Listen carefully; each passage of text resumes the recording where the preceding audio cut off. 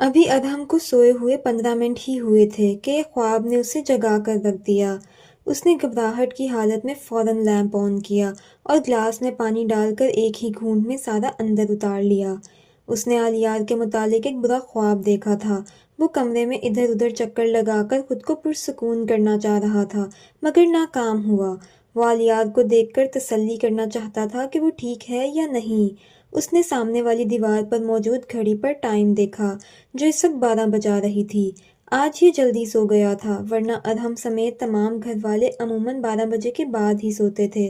اس نے چند منٹوں میں فیصلہ کیا اور سلیپرز پہن کر کمرے سے باہر نکل گیا۔ کچھ دیر وہ آلیار کے کمرے کے باہر کھڑا سوچتا رہا کہ اندر جائے یا نہیں، لیکن پھر ہمت پیدا کر کے اس نے دروازہ کھٹکھٹایا۔ آلیار راکنگ چیئر پر بیٹھا لیپ ٹاپ پر کوئی کام کرنے میں مصروف تھا اور ضروا بیڈ گراؤنڈ سے ٹیک لگائے موبائل استعمال کر رہی تھی کہ اچانک دروازہ نوک ہوا۔ اس وقت کون آ گیا؟ ضروا نے آلیار کو بیٹھے رہنے کا اشارہ کیا اور خود دروازے تک آئی۔ جیسے ہی دروازہ کھولا تو سامنے ادھم کو کھڑا دیکھا، جس کی آنکھیں کافی سرخ تھیں اور وہ خاصا پریشان دکھائی دے رہا تھا۔ ادھم، تم اس وقت؟ سب ٹھیک ہے نا؟ ضروا حقیقتاً پریشان ہو گئی تھی۔ اندر آلیار ادھم کی آواز سن کر فوراً سیدھا ہو کر بیٹھ گیا، کیونکہ وہ اس وقت ادھم کی آمد کی توقع نہیں کر رہا تھا۔ بھائی جاگ رہے ہیں کیا؟ ادھم نے ضروا کے سوال پر سوال کیا۔ ہاں جاگ رہے ہیں، خیریت؟ کیا وہ ٹھیک ہیں؟ اس نے دوسرا سوال کیا۔ ہاں بالکل، انہیں کیا ہونا ہے؟ اچھا، اگر تم مائنڈ نہ کرو تو کیا میں آلیار بھائی سے اکیلے میں بات کر لوں؟ ادھم کچھ سوچ سوچ کر بول رہا تھا۔ ہاں کیوں نہیں؟ ضروا اسے راستہ دیتی خود باہر نکل گئی۔ اب کمرے میں صرف ادھم اور آلیار موجود تھے۔ ادھم تھوڑی دیر کھڑا آلیار کو دیکھتا رہا۔ آلیار بھی لیپ ٹاپ سائڈ پر رکھ کر اسی کو دیکھ رہا تھا، جس کی آنکھیں اس وقت ضبط سے لال تھیں اور مٹھیاں بھینچ رکھی تھیں۔ شاید وہ خود کو رونے سے باز رکھ رہا تھا۔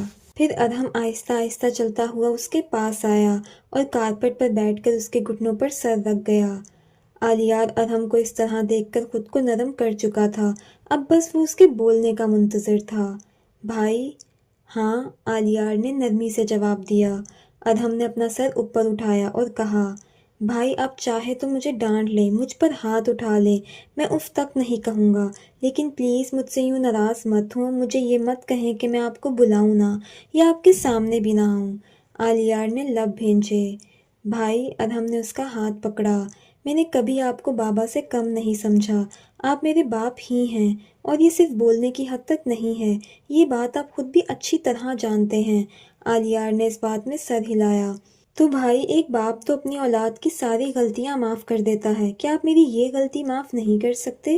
میرا یقین کریں، اس دن کے بعد سے میں نے سگریٹ کو ہاتھ تک نہیں لگایا۔ میں آپ کا خود سے یوں ناراض ہونا نہیں سہ سکتا، میں چاہے جتنا بھی بڑا ہو جاؤں آپ کے سامنے بچہ ہی رہوں گا۔ وہ آلیار کا ہاتھ یوں ہی پکڑے دوبارہ اس کے گھٹنے پر سر رکھ گیا۔ آپ کے سامنے ہوں میں، بے شک مجھے مار لیں، لیکن پلیز یہ غصہ ختم کر دیں، وہ بھرائی ہوئی آواز میں بولا۔ ادھم، آلیار نے اس کے سر پر لب رکھے، پھر اس کا چہرہ اوپر اٹھا کر اس کی پیشانی کو چوما۔ اگر تم پر ہاتھ ہی اٹھانا ہوتا تو تمہیں یہ نہ کہتا کہ میری نظروں سے دور ہو جاؤ۔ آلیار اس کا چہرہ ہاتھوں میں لیے بولا، تم جان ہو میری۔ اس دن میں شدید غصے میں تھا اور مجھے ڈر تھا کہ کہیں میں تم پر ہاتھ نہ اٹھا بیٹھوں، اس لیے تمہیں کہا تھا کہ کچھ دنوں کے لیے میری نظروں سے دور ہو جاؤ، کیونکہ اس دن تم نے مجھے کافی مایوس کیا تھا۔ میں شرمندہ ہوں، آئی نو۔ اب تو آپ ناراض نہیں ہیں نا مجھ سے؟ ادھم نے تسلی چاہی۔ ہرگز نہیں، آلیار مسکرایا۔ چلو اب اٹھو یہاں سے، آؤ صوفے پر بیٹھتے ہیں، آلیار نے کہا۔ نہیں، مجھے ابھی یہیں پر سر رکھنے دیں، سکون مل رہا ہے مجھے۔ وہ دوبارہ اس کے گھٹنوں پر سر ٹکا گیا۔ ادھم، کوئی پرابلم ہے تو مجھے بتاؤ، اس طرح ریئیکٹ کر کے تم مجھے پریشان کر رہے ہو۔ میں جانتا ہوں تمہارے ساتھ کوئی نہ کوئی مسئلہ ضرور چل رہا ہے، اس لیے بتاؤ مجھے، آلیار نے نرمی سے پوچھا۔ بھائی؟ ہاں، آلیار نے اس کے سر پر ہاتھ رکھ کر جیسے اس کی ہمت بڑھائی۔ بھائی، میں رابی سے پیار کرتا ہوں، ادھم نے بغیر سر اٹھائے کہا۔ آلیار دنگ رہ گیا، اس کے وہم و گمان میں بھی نہیں تھا کہ یہ بات ہوگی۔ بھائی، میں نہیں رہ سکتا اس کے بغیر، شاید لوگ میری بات نہ سمجھیں، لیکن آپ تو سمجھ سکتے ہیں نا کہ محبت میں کیسا محسوس ہوتا ہے۔ ادھم، رابی میری بہن ہے اور تم میرے بھائی ہو، میں تمہیں تکلیف میں نہیں دیکھ سکتا، لیکن میں اس کا رشتہ نہیں توڑوا سکتا۔ آلیار نے اس کا سر اوپر اٹھایا۔ وہ اپنے والدین کی اکلوتی اولاد ہے، کوئی بھی ماں باپ اپنی بیٹی کا رشتہ ٹوٹتا ہوا نہیں دیکھ سکتے۔ تم سمجھ رہے ہو نا، آلیار نے سمجھانا چاہا۔ اوپر سے تمہاری محبت بھی یک طرفہ ہے، وہ شاید محبت بھی نہیں کرتی تم سے اور تیمور کو چاہتی ہے۔ بھائی، محبت کو پا کر کھونا تکلیف دہ ہوتا ہے، لیکن محبت کو پائے بغیر کھونا زیادہ تکلیف دہ ہوتا ہے۔ ادہم کی آواز میں دکھ تھا۔ ادہم، میں سمجھتا ہوں، لیکن محبت قربانی مانگتی ہے میری جان۔ کسی کو حاصل کر لینا محبت نہیں ہوتی، اصل محبت اپنی محبت کو خوش دیکھنا ہوتا ہے۔ آپ کی محبت کا اصل امتحان تب ہوتا ہے جب آپ کے سامنے دو آپشنز ہوں، یا تو اپنی محبت کو زبردستی حاصل کر لو یا پھر اس کی خوشیاں حاصل کر لو۔ لیکن ادہم، محبت زبردستی کا نام نہیں ہے، یہ ایک بہت سچا جذبہ ہے، اور جتنا میں تمہیں جانتا ہوں، تم پہلے آپشن کی طرف کبھی نہیں جاؤ گے، ہے نا؟ آلیار نے پوچھا تو ادہم نے نم آنکھوں سے ہاں میں سر ہلایا۔ میں باقی لوگوں کی طرح یہ نہیں کہوں گا کہ اسے بھول جاؤ، لیکن اتنا ضرور کہوں گا کہ اپنی اس یک طرفہ محبت کو دل میں دفن کر لو، کیونکہ ایک لڑکی کی عزت بہت نازک ہوتی ہے۔ اگر تیمور کو یا کسی کو بھی اس بات کا علم ہوا تو رابی کے اوپر انگلیاں اٹھ سکتی ہیں، اور تم یقیناً ایسا نہیں چاہو گے۔ وہ اسے پیار سے سمجھاتا ہوا بولا۔ جی بھائی، میں سمجھتا ہوں، ادہم بھرائی ہوئی آواز میں بولا۔ اور خود کو مضبوط کرو، تمہیں کیا لگتا ہے گھر والے تمہیں نوٹس نہیں کر رہے؟ سب کی نظروں میں ہو تم۔ ان کا ہنستا کھیلتا ادہم آج کل غائب ہے، یہ دیکھ کر سب کو کتنی تکلیف ہوتی ہوگی۔ خود کو ٹھیک کرو اور دوبارہ پہلے جیسے ہو جاؤ۔ آلیار اس کا ماتھا چوم کر بولا۔ میں تم سے بہت پیار کرتا ہوں، تمہارا اداس چہرہ تو مجھ سے بھی نہیں دیکھا جاتا۔ بھائی کی جان ہو تم، میرا مان، میرا غرور ہو تم۔ کل سے میں تمہیں واپس پہلے جیسا دیکھنا چاہتا ہوں۔ ادہم مسکرایا۔ چلو اب اٹھو اور میرے گلے لگو، آلیار نے بازو پھیلائے۔ ادہم کافی دیر اس کے گلے لگا رہا، جیسے آج اپنا سارا غم یہیں پر بہا کر جانا چاہتا ہو۔ اس سے علیحدہ ہونے کے بعد آلیار اس کے بال بگاڑ کر بولا، اگر تمہیں دوبارہ بھی کبھی دل ہلکا کرنا ہوا تو آ جانا، میں تمہارے لیے ہمیشہ حاضر ہوں گا۔ جی بھائی، ادہم مسکرایا۔ وقار شاہ بہت اثر و رسوخ کے باوجود بھی کچھ نہیں کر پا رہے تھے۔ انہیں یہ بات کنفرم تھی کہ اسے اٹھوایا ایس ایس پی مہر آلیار حیدر نے ہے، لیکن وہ اس بات کو ثابت نہیں کر پا رہے تھے، اور یہ بھی نہیں جان پا رہے تھے کہ اسے رکھا کہاں گیا ہے۔ کچھ دن مزید اسے اسی کمرے میں رکھنے کے بعد آلیار نے آفیسر مقدم کو اپنے آفس میں بلایا۔ مقدم، یاد ہے ایک دفعہ ایک بی ایکس ایس نامی بندے کا کیس ہمارے سامنے آیا تھا؟ کیسے بھول سکتا ہوں میں سر، ہماری تحقیقات جاری ہیں۔ وہ ایک فائل آلیار کے سامنے رکھتا ہوا اسے تفصیل بتانے لگا۔ مقدم، میں یقین سے تو نہیں کہہ سکتا، لیکن مجھے بلال شاہ کا بی ایکس ایس کے ساتھ کوئی لنک لگتا ہے۔ سر، ان سب چیزوں کو دیکھنے کے بعد میرے ذہن میں بھی اب تھوڑا تھوڑا خدشہ پیدا ہو رہا ہے۔ آلیار کھڑا ہو کر تھوڑا سوچنے کے سے انداز میں کمرے میں چکر لگانے لگا۔ ابھی ہمیں صرف 40% شک ہے، ہو سکتا ہے وہ اتنے بڑے کاموں میں ملوث نہ ہو سکتا ہے ہم بلا وجہ شک کر رہے ہوں۔ جی سر، اس وقت ہم یقین سے تو کچھ بھی نہیں کہہ سکتے، لیکن کوئی تو وجہ ہے کہ مجھے اس پر شک ہو رہا ہے۔ وہ خود سے ہم کلام ہوا۔ سنو مقدم، میرے پاس ایک پلان ہے۔ وہ جھٹ سے کرسی پر واپس بیٹھا۔ کیسا پلان سر؟ آلیار کے چہرے پر معنی خیز مسکراہٹ آئی۔ پہلے ہمیں بی ایکس ایس کے بارے میں اتنی معلومات نہیں تھی، لیکن اب تھوڑی بہت ہے، اور ایک بندہ بھی ہماری نظروں میں ہے۔ تو میں کیا سوچ رہا ہوں، آلیار تھوڑا آگے ہو کر بیٹھا، ہم بلال شاہ کو رہا کر رہے ہیں۔ لیکن سر، ابھی پچھلے دنوں تو آپ نے اس کی وجہ سے ہر ایک سے لڑائی مول لے لی تھی، اور اب اسی کو رہا کر رہے ہیں۔ ہاں، ہم اسے چھوڑیں گے اور اس پر نظر رکھیں گے، لیکن یہ بات ہم اسے معلوم نہیں ہونے دیں گے کہ وہ ہماری نظروں میں ہے۔ ایک دو آفیسرز کو سائے کی طرح اس کے پیچھے لگا دو، آلیار نے تاکید کی۔ اب جاؤ اور اسے ہوش دلا کر کچھ کھانے پینے کو دو، اور اس کی جتنی بھی چیزیں ہمارے پاس موجود ہیں وہ سب اس کے حوالے کرو، تاکہ وہ یہاں سے نکلنے کے بعد اسلام آباد رابطہ کر سکے، اور اس کے بعد تم جانتے ہی ہو کہ تمہیں کیا کرنا ہے۔ آپ بے فکر رہیں سر، سب ہو جائے گا۔ آفیسر مقدم یہ کہہ کر کمرے سے باہر نکل گیا۔ جیسے ہی آفیسر مقدم باہر گیا، آلیار نے موبائل نکالا اور ضروا کو کال ملائی۔ اب وہ گھر سے جانے سے پہلے روز کوئی نہ کوئی چھوٹی سی چٹھی ضروا کے لیے چھوڑ جاتا تھا، اور اسے یہ تاکید کرتا تھا کہ اس کے جانے کے بعد پڑھے۔ یہ تو اب اس کا روز کا معمول بن گیا تھا۔ جس طرح ضروا کو وہ لائنز روز پڑھنے کی عادت ہو گئی تھی، اسی طرح اب اسے آلیار کی کالز کی بھی عادت ہو گئی تھی، جو وہ اسے کرتا تھا جب بھی وہ گھر سے باہر ہوتا تھا۔ کچھ ہی بیلز کے بعد کال اٹھا لی گئی، اور آلیار کے بولنے سے پہلے ہی وہ بول پڑی۔ جی تو SSP صاحب، میں آپ کو بتاتی چلوں کہ میں نے جوس پی لیا ہے، میڈیسن کھا لی ہے، اور کیونکہ آپ کو میرے سر درد کی بہت فکر رہتی ہے اس لیے میں اپنے سر کی مساج بھی کروا چکی ہوں۔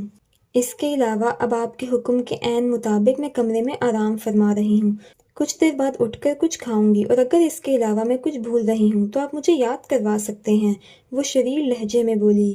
اس کی بات سن کر آلیار کا جاندار کہکا فضا میں گونجا۔ ہاں، تم ایک چیز بھول رہی ہو اور وہ ہے دودھ، اور یقیناً آج میرے آفس جلدی جانے کی وجہ سے تم نے نہیں پیا ہوگا۔ ضروا نے زبان دانتوں تلے دبائی کیونکہ اسے دودھ سخت ناپسند تھا۔ ضروا، ایسے کیسے چلے گا؟ ہاں، اب تم اکیلی نہیں ہو، تمہارے ساتھ دوسری جان بھی ہے۔ میں تم دونوں کو صحت مند دیکھنا چاہتا ہوں، اس لیے میری غیر حاضری کا فائدہ مت اٹھایا کرو، وہ تھوڑا سنجیدگی سے بولا۔ اچھا نا، ضروا نے کہا، چلو شاباش، نیچے جاؤ اور دودھ پیو۔ آلیار نے اسے بچوں کی طرح پچکارا۔ ہاں پیتی ہوں ابھی، آپ فکر نہ کریں۔ ضروا کے جھٹ سے مان جانے پر آلیار نے موبائل کان سے ہٹا کر اسے گھورا۔ اتنی فرما برداری؟ منہ ہی منہ میں بڑبڑاتے وہ واپس فون کان سے لگا چکا تھا۔ چلو اپنا خیال رکھنا، مجھے کسی ضروری میٹنگ میں جانا ہے، بعد میں بات ہوگی۔ عبیر نے خدا کا شکر ادا کیا کہ اس دن کے بعد ایان نے اس سے دوبارہ اس بارے میں بات نہیں کی تھی۔ آج وہ خود میں ہمت پیدا کر کے اتنے مہینوں بعد حمزہ کو کال کر رہی تھی۔ کچھ ہی بیلز کے بعد کال اٹھا لی گئی۔ حمزہ، عبیر کے لب ہلے مگر آواز اس تک نہ پہنچ سکی۔ کون بات کر رہا ہے؟ حمزہ نے پوچھا۔ ہیلو، وہ دوبارہ بولا۔ حمزہ، اس کی آواز سن کر عبیر نے بے چینی سے اس کا نام لیا۔ عبیر، یہ تم ہو؟ تم اتنا عرصہ کہاں تھی؟ میں نے بابا سے پوچھا، بھائی سے پوچھا، کسی نے مجھے کچھ نہیں بتایا۔ وہ بغیر رکے سوال پر سوال کر رہا تھا۔ اس کی آواز میں اپنے لیے پریشانی دیکھ کر وہ ٹھٹکی۔ وہ تو اتنے مہینوں سے یہ سمجھ رہی تھی کہ راز فشاں ہونے کے بعد وہ اس سے رابطہ نہیں رکھنا چاہے گا، اسی ڈر کے تحت تو وہ اتنے مہینوں سے اسے کال ملانے کی ہمت نہ کر سکی، مگر یہاں تو سب کچھ اس کے برعکس تھا۔ اب تم کچھ بولو گی؟ مجھے بتاؤ، تم کہاں تھی؟ تم نے فیس بک، انسٹاگرام سب کچھ بند کر رکھا تھا، میں چاہ کر بھی تم سے رابطہ نہیں کر پایا، تمہیں ڈھونڈ نہیں پایا، مگر اتنا عرصہ جس اذیت میں رہا ہوں وہ صرف میں ہی جانتا ہوں، اب بولو بھی۔ اس کی آواز میں واضح غصہ تھا۔ حمزہ، کیسے ہو تم؟ اس کی باتوں کا جواب دیے بغیر سب سے پہلے اس نے اس کی خیریت دریافت کی۔ جسمانی طور پر ٹھیک ہوں لیکن ذہنی طور پر بہت بیمار تھا، لیکن اب جب تم سے رابطہ ہوا ہے تو ذہنی تھکاوٹ بھی ختم ہو گئی ہے، لگ رہا ہے اتنے عرصے سے جو بوجھ دماغ پر تھا وہ ہلکا ہو گیا ہے۔ حمزہ کو اتنے سکون سے بات کرتا دیکھ کر عبیر کو شک ہوا کہ کیا وہ میری حقیقت جانتا ہے کہ میں اس کی بہن نہیں ہوں۔ حمزہ، کیا تم جانتے ہو ہم سگے بہن بھائی نہیں ہیں؟ جو سوال اس کے دل میں تھا وہ زبان پر لے آئی۔ ہاں، مجھے سب پتا ہے، حمزہ نے رسانیت سے جواب دیا۔ یہ سب جاننے کے بعد بھی تمہیں مجھ سے اتنا ہی پیار ہے جتنا تم پہلے کرتے تھے؟ اس نے یہ سوال پوچھتے ہوئے الٹے ہاتھ سے بیڈ شیٹ کو مضبوطی سے پکڑ لیا۔ مجھے کوئی فرق نہیں پڑتا کہ ہم سگے بہن بھائی ہیں یا نہیں، میں صرف اتنا جانتا ہوں کہ میری ایک بڑی بہن ہے جس سے میں بے تحاشا پیار کرتا ہوں، اس کے علاوہ مجھے نہ کسی سے کچھ سننا ہے اور نہ پوچھنا، اس نے محبت بھرے لہجے میں کہا۔ بس عبیر کی ہمت یہیں تک تھی، وہ ضروا کی طرح بات بات پر رونے دھونے والی لڑکی نہیں تھی، وہ بہت مضبوط تھی، مگر آج حمزہ سے بات کرتے ہوئے وہ خود پر قابو نہ رکھ سکی اور پھوٹ پھوٹ کر رونے لگی۔ حمزہ، امی چلی گئیں، وہ ہمیں چھوڑ کر بہت دور چلی گئیں۔ ادھر فون پر عبیر رو رہی تھی تو ادھر حمزہ بھی بے آواز رو رہا تھا، اور کمرے کا دروازہ کھلا ہونے کی وجہ سے باہر کھڑا شخص بھی اس کے دکھ میں دکھی تھا۔ پھر اس نے حمزہ کو خود پر گزری ایک ایک قیامت بتائی اور وہ بہت ضبط سے سب سنتا رہا۔ آخر میں کہا تو صرف اتنا، شاید اگر میں وہاں ہوتا تو تمہارے ساتھ وہ سب نہ ہوتا اور امی بھی زندہ ہوتی۔ مجھے معاف کر دو کہ میں تمہاری حفاظت کرنے کے لیے وہاں موجود نہ تھا۔ حمزہ اس سب میں بھی خود کو قصوروار سمجھ رہا تھا۔ حمزہ، خود کو قصوروار مت سمجھو، جو ہماری قسمت میں ہوتا ہے وہ ہو کر ہی رہتا ہے، اگر یہ سب نہ ہوا ہوتا تو شاید میں اپنے اصل سے نہ مل پاتی، اپنے خونی رشتوں سے نہ مل پاتی۔ پہلے مجھے بہت فکر تھی کہ تم ویسے کے ویسے ہوگے یا نہیں، لیکن آج میرے دل کو بہت اطمینان نصیب ہوا ہے یہ جان کر کہ میں نے اپنا بھائی نہیں کھویا۔ عبیر کی آواز میں خوشی تھی۔ چاہے دنیا کچھ بھی کہے، میں ہمیشہ تمہارا بھائی ہی رہوں گا۔ حمزہ مسکرایا۔ اچھا مجھے بتاؤ تمہارے بابا کیسے ہیں؟ سب کیسے ہیں؟ وہ اب مزید جاننا چاہتا تھا۔ سب بہت اچھے ہیں، یہاں آ کر میں ایک پل کے لیے بھی دکھی نہیں ہوئی، اگر کبھی ہو بھی جاؤں تو بہت سے لوگ ہیں مجھے خوش کرنے کے لیے، مجھے سنبھالنے کے لیے۔ तुम भी कभी आओ, इनसे मिलो। इनसे मिलने के बाद तुम भी जान जाओगे कि ये किस कदर मोहब्बत करने वाले लोग हैं। अब अबीर चेहरे पर मुस्कुराहट सजाए बोल रही थी। बाहर खड़ा रायान अपनी बेबसी पर हंसा कि उसे सबकी मोहब्बत पर यकीन है सिवाय इसकी। फिर वो सर झटक कर वहां से चला गया। वक्त तेज रफ्तारी से गुजर रहा था। आज आलियार 4 दिन के लिए इस्लामाबाद जा रहा था। वो सोफे पर बैठा फोन पर किसी से बात करते हुए ज़रवा को देख रहा था, जो स्पॉट चेहरे के साथ उसकी पैकिंग कर रही थी। सारी ज़रूरी चीज़ें रखने के बाद अब वो सांस लेने की गर्ज से बेड पर बैठ गई। वो चलता हुआ उसके पास आया, उसका रुख अपनी तरफ किया और पूछा, क्या हुआ, इतना मूड क्यों ऑफ है? अगर मैं बता दूंगी तब भी कौन सा आप कुछ कर लेंगे? ज़रवा का जवाब तैयार था। यार जाना ज़रूरी है, सिर्फ 4 दिन की तो बात है। आलियार ने उसके कंधे पर बाजू फैला कर कहा। वो पड़ा है आपका बैग, अब जाएं। वो आलियार का बाजू हटाकर संजीदगी से बोली, अगर इस तरह करोगे तो मेरे लिए जाना मुश्किल हो जाएगा। मुझे डर लगेगा ना, आगे ही मेरी इतनी बुरी हालत हो रही है, ऊपर से आप भी जा रहे हैं। वो रुख दूसरी जानिब करके बोली, ज़रवा सब होंगे ना यहाँ, मैं राबी को भी कह जाऊंगा, वो भी तुम्हारे पास आ जाएगी। फिर दोनों सहेलियां मिलकर अच्छा वक्त गुजारना। आप तो नहीं होंगे ना? ज़रवा इधर देखो मेरी तरफ। आलियार ने उसका रुख अपनी जानिब किया। देखो ज़रवा, जाना ज़रूरी ना होता तो मैं ना जाता ना, लेकिन मेरी भी मजबूरी है। अगर तुम नहीं समझोगी तो कौन समझेगा? और यार मैं जल्द वापस आऊँगा, आलियार ने समझाया। ज़रवा इस बात में सर हिला गई। फिर आलियार खड़ा हुआ और बाजू फैला कर बोला, चलो गिव मी अ हग। ज़रवा आगे बढ़ी और उसके गले लग गई। अब वो अपनी चीज़ें उठाता हुआ उससे बात कर रहा था। अपना ख्याल रखना, रोज़ कॉल करूँगा तुम्हें। और हाँ, मैंने 4 मुख्तलिफ चिट्ठियाँ साइड टेबल पर रखी हैं, रोज़ की एक पढ़ लेना। अब आओ नीचे चलते हैं, मेरी फ़्लाइट का टाइम हो रहा है। सलाम की आवाज़ पर तहमीना बेगम फ़ौरन खड़ी हुई। अरे मेरी बेटी आई है, और वो भी इतने दिनों बाद, आओ बैठो। राबी को बैठने का कहकर उन्होंने बानो को आवाज़ दी कि राबी का बैग ज़रवा के कमरे में रखवाओ और ज़रवा को राबी की आमद का बताओ। बानो कुछ देर बाद वापस नीचे आई और बताया कि ज़रवा बीबी सो रही हैं। आंटी मैं खुद उसे उठाने जाती हूँ, आखिर कितना सोएगी? राबेल सर पर हाथ मार कर बोली। हाँ जाओ बच्चे। राबेल कमरे में दाखिल हुई तो कमरे में बस साइड लैंप ऑन था। उसने हाथ बढ़ाकर लाइट्स ऑन की और टेबल से पानी की बोतल उठाकर उसके चेहरे पर उल्टा दी। ज़रवा हाथ बढ़ा कर उठी और पास पड़ा तकिया उसकी तरफ फेंक कर बोली, बदतमीज, ये भी कोई तरीका है उठाने का? उसने दूसरा तकिया भी फेंकना चाहा जब राबी बोली, अच्छा बस बस और नहीं। ज़रवा ने खश्मगीन निगाहों से उसे घूरा। यार बस पानी ही तो फेंका था, इस तरह तो मत घूरो। वो ज़रवा को गले लगा कर बोली, हटो पीछे, बहुत बड़ी ड्रामेबाज हो तुम राबी। ज़रवा हंसी। वो तो मैं हूँ, वो फर्जी कॉलर झाड़ती हुई बोली। अच्छा चलो उठो और तैयार होकर आओ, फिर बाहर चलते हैं। आज मैं प्लान बना कर आई हूँ कि हम सब घूमने चलेंगे, ताकि ये जो तुम्हारी बीमारों वाली शक्ल बनी हुई है ना, इस पर थोड़ी रौनक आए। ज़रवा उसकी बात पर मुस्कुराई। तुम फ्रेश हो जाओ, तब तक मैं ज़रा बाकी सबको कह आती हूँ। वो कमरे से बाहर निकलती हुई बोली। इस तरह वो बारी बारी सबको कह आई और फिर बेड पर बैठकर ज़रवा का वॉशरूम से निकलने का इंतजार करने लगी। तैयार होने के बाद ज़रवा ने अपने गिर्द चादर लपेटी और फिर चलने को कहा। आलियार हाथ में कॉफ़ी का मग पकड़े सोफे पर बैठा था। एक घूंट लेने के बाद उसने मग टेबल पर रखा और मोबाइल निकालकर ज़रवा की लोकेशन चेक की। मॉल में होने वाले वाक़ये के बाद अब वो मज़ीद किसी किस्म का रिस्क नहीं लेना चाहता था, इसलिए उसने ज़रवा के मोबाइल में ट्रैकर लगाया था, ताकि वो जहाँ कहीं भी हो आलियार को उसका इल्म हो। क्योंकि वो अपनी जॉब की वजह से अब हर वक्त उसके साथ नहीं रह सकता था। उसने लोकेशन चेक की तो लोकेशन सी साइड की आ रही थी। उसने फौरी तौर पर ज़रवा का नंबर मिलाया। कुछ ही बेल्स के बाद कॉल उठा ली गई। सलाम दुआ के बाद उसने पूछा कि क्या हो रहा है, तो ज़रवा ने बताया कि हम समुंदर पर आए हैं। यार क्या ज़रूरत थी जाने की, जब मैं आ जाता तो फिर चली जाती। ऊपर से तुम्हारे पाँव की सूजन भी दिन ब दिन बढ़ती जा रही है और यकीनन तुम समुंदर पर मुसलसल गीली रेत पर चल रही होगी। आपको मेरे बारे में सब कैसे पता चल जाता है? ज़रवा ने कहा। आलियार मुस्कुराया। अब मेरी बात गौर से सुनो, पानी में ज़्यादा आगे जाने की ज़रूरत नहीं है और अकेले नहीं चलो, किसी का हाथ पकड़ कर चलो, अच्छा? वो उसे हिदायत देने के बाद फ़ोन रख गया। ज़रवा और आबेल हाथ पकड़कर चल रही थी।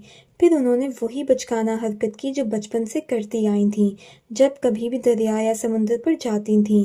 رابی نے 5 کا ایک سکہ نکالا جس کی ایک سائڈ زروا نے چومی اور ایک سائڈ رابی نے۔ اس کے بعد رابی نے اسے ہوا میں اچھالا اور دونوں نے اونچی آواز میں کہا، جئیں گے بھی ساتھ، مریں گے بھی ساتھ۔ اس کے بعد وہ سکہ سمندر میں گر گیا تو دونوں نے مسکراتے ہوئے ایک دوسرے کی طرف دیکھا۔ آواز اتنی اونچی ضرور تھی کہ پیچھے موجود 4 لوگ بآسانی سن سکے تھے۔ ان سب نے دل ہی دل میں ان کی دوستی قائم رہنے کی دعا کی۔ ان کی دوستی واقعی مثالی تھی۔ کل صبح رابی نے واپس گھر جانا تھا، اس لیے آج کی رات دونوں جاگنا چاہتی تھیں۔ رات کے وقت سارے ملازم سرونٹ کوارٹر میں چلے جاتے تھے، اس لیے وہ دونوں خود چائے بنا رہی تھیں، یا یہ کہنا زیادہ مناسب رہے گا کہ رابی چائے بنا رہی تھی اور زروا کرسی پر بیٹھی اس سے باتیں کر رہی تھی۔ چائے اور کچھ سنیکس لینے کے بعد وہ واپس کمرے میں آئیں۔ کچھ ہی دیر میں چیزوں کو ختم کرنے کے بعد زروا لیٹ گئی اور رابی ہاتھ دھونے واش روم میں چلی گئی۔ جب واپس آئی تو زروا کو لیٹا دیکھ کر اس کا دایاں بازو سیدھا کر کے اس پر سر رکھ کر لیٹ گئی۔ تم زیادہ فری نہیں ہو رہی میرے ساتھ؟ زروا نے چھیڑا۔ ہاں ہو رہی ہوں تو؟ اس نے آنکھیں سکیڑ کر پوچھا۔ کچھ دیر ادھر ادھر کی باتیں کرنے کے بعد رابی کوہنی کے بل لیٹی اور زروا کی طرف دیکھتی ہوئی بولی، یار کبھی کبھی میں سوچتی ہوں میرے ماما بابا کی کوئی اور اولاد ضرور ہونی چاہیے تھی۔ مجھے یہ چیز اندر ہی اندر کھائے جا رہی ہے کہ میری شادی ہو جانے کے بعد میرے والدین اکیلے ہو جائیں گے۔ بیٹی آخر بیٹی ہی ہوتی ہے، ان کا ایک بیٹا ضرور ہونا چاہیے تھا۔ تیمور بنے گا نا ان کا بیٹا؟ زروا بے ساختہ بولی۔